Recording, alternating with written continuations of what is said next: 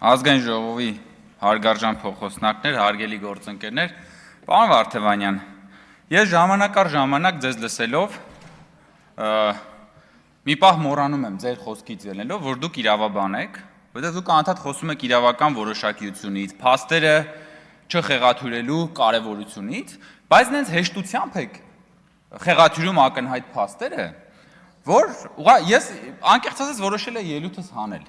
Բայց դուք հենց սկսեցիք, ես հասկացա, որ մի քանի բան պետք է ասել, որպեսզի առնվազն ձեզ ուղենք։ Առաջինը, որ ասում եք, դուք իշխանության եք եկել, հարգելի գործընկերներ, խնդրում եմ, այդտեղ լռություն, պարոն Գրիգորյան։ Դուք կարծեմ ելույթ ունեք գրանցված, կխոսեք։ Երբ որ ասում եք իշխանության եք եկել այն բանով, թեզով, որ նույն անձը 10 տարուց ավել չի կարող ղեկավարել եւ այլն։ Նախ նման թեզ, նման կարգախոս չի եղել։ Փաստ եւ կեղծիք մեկ, որը որ դուք այստեղից ասեցիք։ Եղել է մի րոպե, խնդրում եմ, փաստերի նկատմամբ մանավանդ դուք որպես փաստաբան, փաստաբան, փաստ։ Խնդրում եմ մի րոպե, պարոն Վարդևանյան։ Հիմա ժանրի կանոններով դուք ինձ չպետք է պատասխանեք։ Ասվել է հետեւյալը, որ մենք չենք կարող թույլ տալ, որ Սերժ Սարգսյանը գնա իր երրորդ ժամկետին։ Դա բոլորովին այլ բան է, որովհետև Հայաստանի սահմանադրությունը սահմանադրական արգելք սահմանում է նախագահի ընտրության համար, նախորդ սահմանադրությունը։ Եվ Սերժ Սարգսյանը սահմանադրությունը, նոր սահմանադրությունը, գործող սահմանադրությունը փոփոխությունների ենթարկելով, որոշեց գնալ երրորդ ժամկետի վարչապետի պաշտոնում։ Ընդ որում դրանից առաջ նա հստակ հայտարարել էր, որ ինքը չի պատրաստվում գնալ եւ չի պատրաստվում հավակնել վարչապետի պաշտոնին։ Երևի այդ նույն ժամանակներն էին, երբ որ դուք աշխատում եք որպես Կարեն Կարապետյանի ավագ օգնական։ Ու նույնիսկ ենթադրվում էր այդ ժամանակ հանրապետական կուլիսներում, որ այդ Կարեն Կարապետյանը պիտի լինի իրենց ապագա թեկնածուն։ Բայց հետո տարբեր բաներ, վերաձևակերպումներ արեցին, այնտեղ ստեղծեցին առաջին փոխվարչապետի պաշտոն, որ Սերժ Սարգսյանը գա վարչապետ, բայց դե Կարեն Կարապետյանին չէին կարա տանեին սովորական փոխվարչապետ, դրա համար պետք է նա լիներ առաջին փոխվարչապետ։ Դուք էլ ներողություն այդ ժանրի կանոններով կլինեիք առաջին փոխվարչապետի ավագ կամ առաջին օգնական։ Դրա մասին է խոսքը եղել։ Սահմանադրական արգելքը վերաբերել է նախագահին։ Ամերիկայի Միացյալ Նահանգների պատմությունից որ մեջբերում եք անում, այո, Ջորջ Վաշինգտոնը ինքը կամովին երկրորդ անգամից հետո հրաժարվեց երրորդ անգամ առաջադրվել որպես Միացյալ Նահանգների նախագահ եւ ավանդույթի ուժով, այո, դա Միացյալ Նահանգներում գործող կանոն է։ Ֆրանկլին Ռուզվելտի օրինակն էլ այո ճիշտ վերեցիք, բայց դա նախագահական համակարգով երկրների մասին է։ Այսօրվա գործող սահմանադրությամբ դուք որ անդադ միշտ պաշտպանում եք սահմանադրական կարգը, սահմանադրությունը եւ այլն։ Այսօրվա գործող սահմանադրությամբ նույնիսկ որևէ սահմանադրական արգելք գոյություն չունի նույն անձի երկու անգամից ավել վարչապետի պաշտոնում ընտրվելու դեպքում, նաեւ ինչու, որովհետեւ ժողովուրդը առաջնային մանդատով ուղղակի չի ընտրում հանրապետության վարչապետին, ժողովուրդն ընտրում է կուսակցությանը, հետո կուսակցությունը կամ արդեն ազգային ժողովը, խմբակցությունը ազգային ժողովի համամասնությամբ ընտրվում է վարչապետ։ Ախր սա այբուբեն է, քաղաքական այբուբեն է, պարոն Վարդևանյան։ Եվ նույնիսկ օրինակներ կան տարբեր երկրներում, ամենահայտնի օրինակը Անգելա Մերկելն է Գերմանիայում, մի ուրիշ օրինակ կա Թոնի Բլերը Մեծ Բրիտանիայում, որը եթե չեմ սխալվում 3 անգամ է ընտրվել, օրինակ կա Ավստրալիայում, որը եւս պարլամենտական երկիր է, օրինակ կա Նիդերլանդներում, որը եւս պարլամենտական երկիր է։ Բազմը պարլամենտական համակարգերը տարբերվում են նախագահական նախորդ մեր համակարգերից, որովհետեւ այդ դեպքում նախորդ մեր համակարգում ժողովուրդը առաջնային մանդատով գնում ընտրում էր նախագահ, ու դրա համար էլ այո, այդ սահմանադրական արգելքը սահմանվել էր։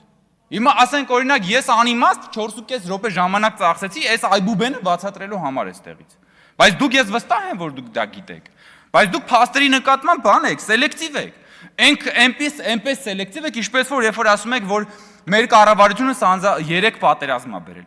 Եվ դրանով դուք փաստորեն շարունակում եք Ռոբերտ Քոչարյանական եւ Սերժ Սարգսյանական ավանդույթը,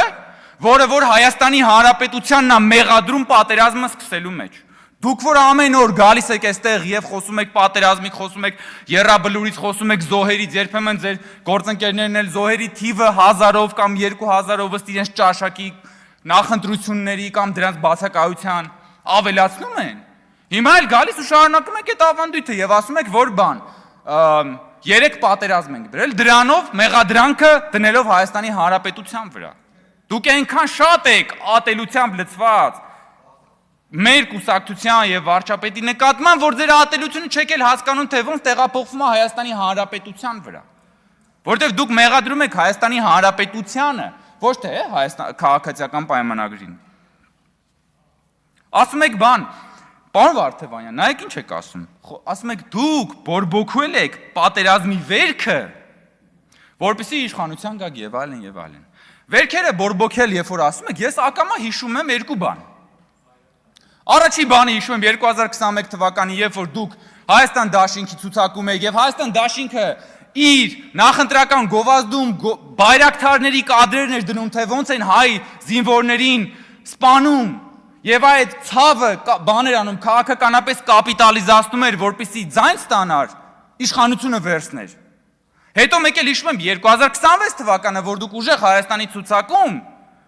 նույն տեխնոլոգիան օգտագործելով 300,000 ադրբեջանցիների կեղծ թեզն էիք տարածում հասարակությանը, հանրությանը ահաբեկելով, որպեսզի կարողանաք Հայաստանում իշխանություն վերցնել։ Հիմա ով է ինչը բորբոքում, ով է էմոցիան բորբոքում, ով է վերքը բորբոքում։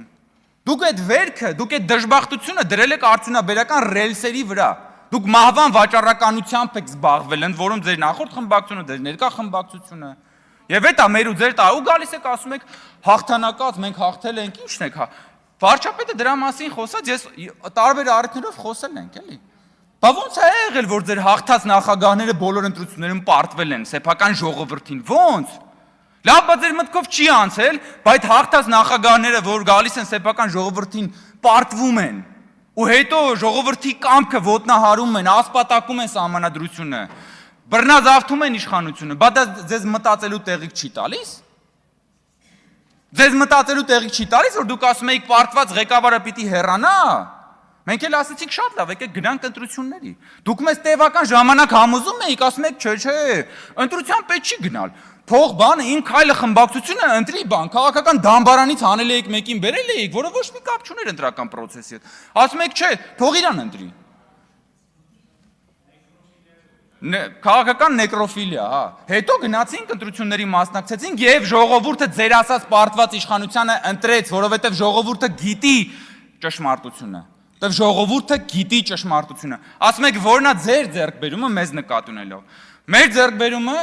ասել ենք տարբեր առիթներով։ Մեր ձեռքբերումն է նա, որ մենք Հայաստանը դուրս ենք բերել աշխարհաքաղաքական թակարդի միջից։ Մեր ձեռքբերումն է նա, որ մենք Հայաստանը աշխարհաքաղաքական առևտրի զոհասեղանից վերցրել ենք։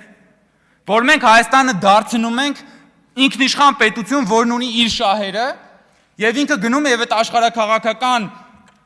առևտրի մեջ, եթե շատ բան լեզվով ասեն, գնում է եւ ինքն առաջարկում է իր ունեցածը։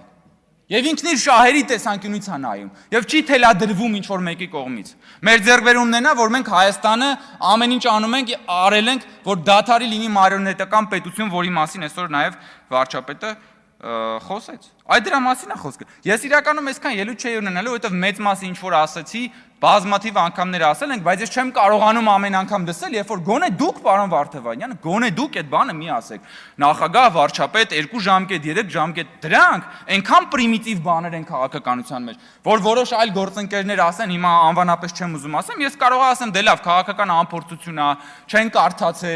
չեն կարդացել պարոն Վարդևանյանին կասեն ինքը կպատմի, բայց երբ որ պարոն Վարդևանյանն է գալիս եւ այստեղից այս բաներ խոսում, անհնար է ուղղակի դրա մասին չխոսել եւ չարձանագրել։ Ընդ որում այս թեմայով էլի իմ գործընկերները